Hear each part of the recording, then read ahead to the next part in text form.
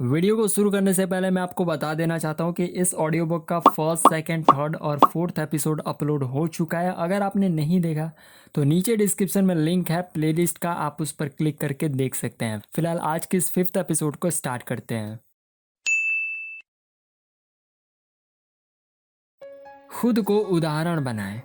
Product cell में और business में आप खुद को उदाहरण बनाएं। खुद को उदाहरण बनाने से आपका प्रोडक्ट शीघ्र और विश्वास के साथ बिकेगा। खुद को उदाहरण बनाने के लिए आप अपनी बेहतरीन मोटिवेशनल शब्दावली तैयार करें, मगर यह शब्दावली झूठी नहीं होनी चाहिए। याद रखें, सच्चाई आपका सदैव साथ देगी। किसी समझदार व्यक्ति ने यह ठीक ही कहा है कि झूठ बोलना बड़ा कठिन काम है, मगर सच उतना ही सरल। ऐसा इसलिए कि झूठ बोलने वाले को हर बार यह ध्यान रखना पड़ता है कि पिछली बार उसने क्या झूठ बोला था, परंतु सच सदैव सच ही होता है। उसे सच्चाई से कभी भी कहीं भी सतत दोहरा सकते हैं। खुद को उदाहरण बनाते समय सच्चाई और ईमानदारी झलकनी चाहिए, नहीं तो आप बुरे फंस सकते हैं। सच्चाई आपका मौन तरीके से साथ दे जाएगी, जिसका आपको पता भी नहीं चलेगा, मगर झूठ व बुराई एक दिन बड़बड़ाने की भाषा में आपके सामने होगी। जो लोग किसी वस्तु को खुद इस्तेमाल करते हैं वे उसके फायदे और नुकसान से वाकिफ होते हैं। खुद इस्तेमाल करने से प्रोडक्ट की विशेषताओं और फायदों की ज़हनी ज्ञान होता है। यदि इस्तेमाल ही नहीं करेंगे तो फायदों और विशेषताओं को आप दूसरों को नहीं बता सकेंगे। फिर भी आप ऐसा करेंगे तो आप सार्वजनीन रूप से पकड़े जाएंगे, आड़े हाथों लिए जाएंगे और अपने अच्छे ग्राहकों से वंचित हो जाएंगे। ऐसा प्रायः डायरेक्ट व्यापारों में ही होता है। परंपरागत व्यापारों में ज़रूरी नहीं है कि कोई बिजनेसमैन या दुकानदार अपने द्वारा बेचे जा रहे किसी भी प्रोडक्ट को खुद इस्तेमाल करे। ग्राहक भी ऐसे दुकानदारों से यह नहीं पूछता कि क्या आप भी इन प्रोडक्ट्स का इस्तेमाल करते हो। आपको पता होता है कि यह सुनकर वह बगले झाँकेगा। देखा जाए तो यह बात ज़रूरी भी नहीं है। शायद यह बात गौड़ भी है और नहीं भी है। कई बार इसे गौर समझकर आप छोड़ भी नहीं सकते।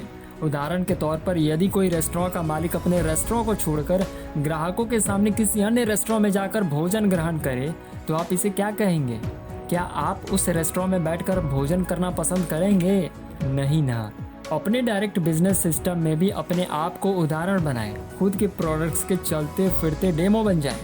यदि आप खुद प्रोडक्ट्स यूज़ करते हैं तो उन प्रोडक्ट्स का आपके शरीर पर असर दिखना चाहिए। यदि आप अपने सिस्टम में उदाहरण नहीं बनेंगे तो आप सफल नहीं हो सकते। आप उदाहरण बनेंगे तो आपके सिस्टम में सभी पार्टनर्स आपकी कॉपी करेंगे, वे भी आपके जैसे उदाहरण बनना चाहेंगे। यदि आप अपनी कॉपी बनवाना चाहते हैं, यदि आप अपनी कॉपी करवाना चाहते हैं तो आप सही कॉपी बने, यानी सही उदाहरण पेश करें। मूल पत्र सही होगा तो डुप्लीकेट कॉपी भी सही होगी। मूल ही गड़बड़ है तो उसकी कॉपी भी गड़बड़ ही होगी। इसलिए आप सही उदाहरण बने, सही मूल बने, ताकि आपका व्यापार दिन दूनी रात चौगुनी बढ़ सके। खुद को उदाहरण बनाने में आपका विश्वास आपकी आंखों में उतर आएगा। उसी को पढ़कर ग्राहक आपके साथ होगा। आपकी आंखों की चमक इस बात की गवाह बनेगी। झूठे व्यक्ति की आंखों में चमक नहीं, चकमा होता है। ग्राहक को खुद ही बोलने दें। ग्राहक को खुद ही बोलने दें, फायदे में या शिकायत में। ग्राहक की बात को पहले पूरी तरह से एकाग्र होकर सुने। जब ग्राहक बोल रहा होता है तो उस वक्त आप एक अच्छा श्रोता बन जाएं। ग्राहक के वक्ता बने रहने में आपका फ़ायदा ही होने वाला है। सेल्समैन को अच्छा वक्ता होने की बजाय एक अच्छा श्रोता होना ज़्यादा फायदेमंद होता है।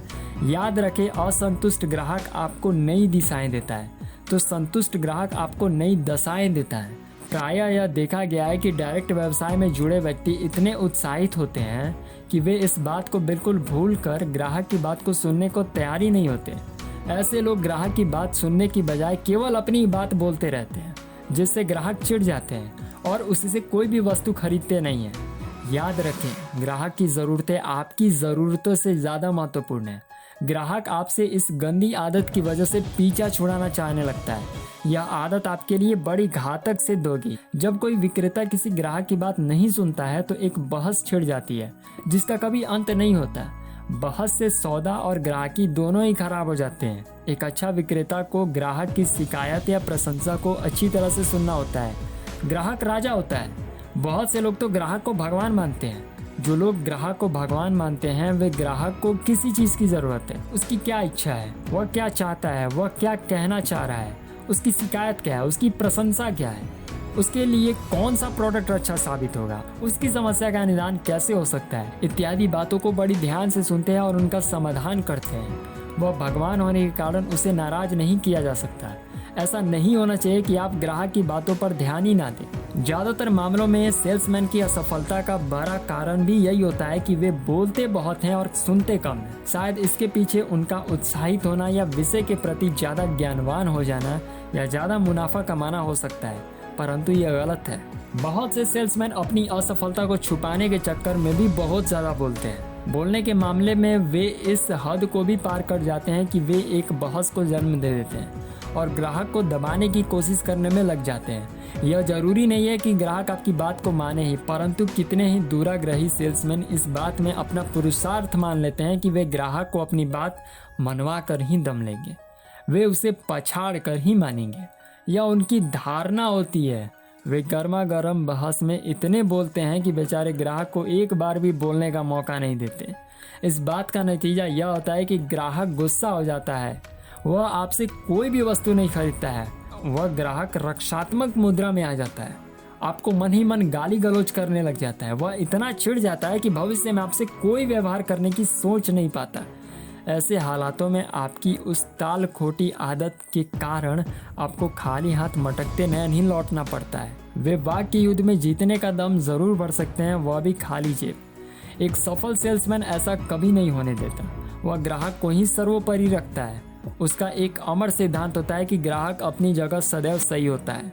ग्राहक को खरीदने में मदद करें। ग्राहक को खुद ही खरीदने दें, आप सिर्फ मदद करें। इस बात को आप सत्य माने कि आप बेच नहीं रहे होते हैं, बल्कि ग्राहक को खरीदने में मदद कर रहे होते हैं। ग्राहक को पटाने की कोशिश ना करें। खरीदने में जो उसकी खरीदने में मदद करता है वह बेचने में सफल होता है, चाहे वह महंगा हो या फिर सस्ता। बेचने में वही सफल होता है जो ग्राहक को समझ जाता है और उसकी समस्या का निदान करता है। जो ग्राहक की खरीदने में जितनी मदद करता है वह अपने सेल्स व्यवसाय में उतना ही सफल होता है। एक सफल सेल्समैन ही ऐसा कर पाता है। ग्राहक की मदद आप कैसे कर सकते हैं, इस बात को आपको सीखना पड़ेगा।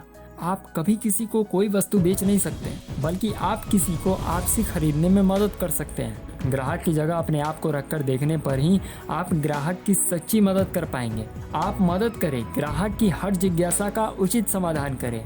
ऐसा सहयोग उसे प्रोडक्ट खरीदने के फैसले के और पास लाता जाएगा।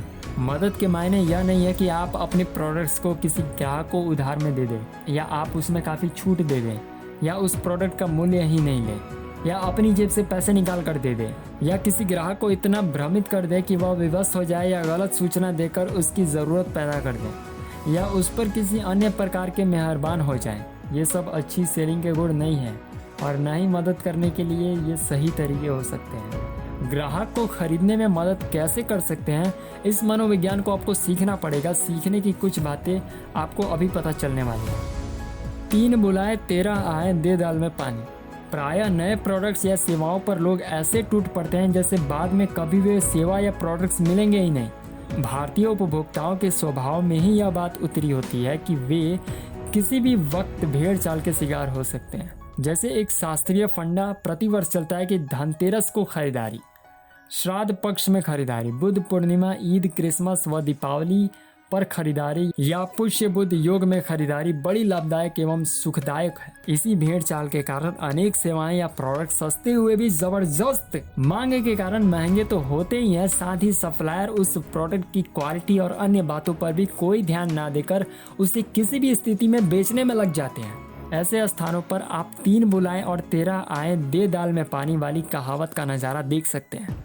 यह बात सच है कि जब माल की खपत बहुत ज़्यादा हो जाए तो डिस्ट्रीब्यूटर्स लोग उस माल को बुरी से बुरी अवस्था में भी बेचने में सफल हो जाते हैं, क्योंकि ग्राहक माल को लेने के लिए तैयार हो जाते हैं। जब ऐसा हो तो आपको उस वक्त भी प्रोडक्ट्स महंगे मिलने के आसार होंगे जब माल की कमी हो और वहाँ खरीदारों की ज़बरदस्त भीड़ पड़ रही हो।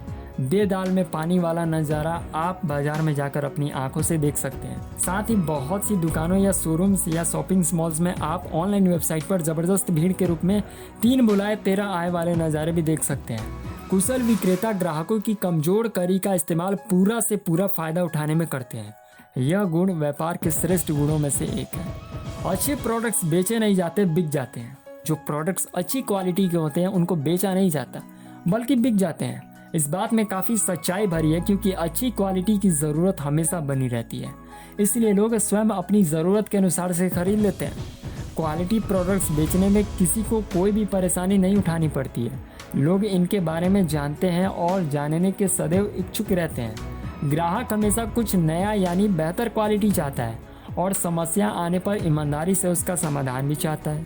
क्वालिटी प्रोडक्ट्स खरीदने वाला उच्च तबका होता है जो पैसे से और दिमाग से उन्नत होता है, इसलिए क्वालिटी प्रोडक्ट्स को वे अच्छी तरीके से जानते हैं तथा उनमें भी किसी प्रकार की कोई समस्या आती है तो उसका समाधान सुनने को भी तैयार रहता है। अच्छी क्वालिटी में प्रमोशन पावर होती है जिसके दम पर लोग बिना ज़्यादा पूछताछ के खरीद लेते हैं। क्वालिटी आपको हमेशा फ़ायदा देगी क्योंकि उसकी कोई ना कोई ख़ास वजह होती है।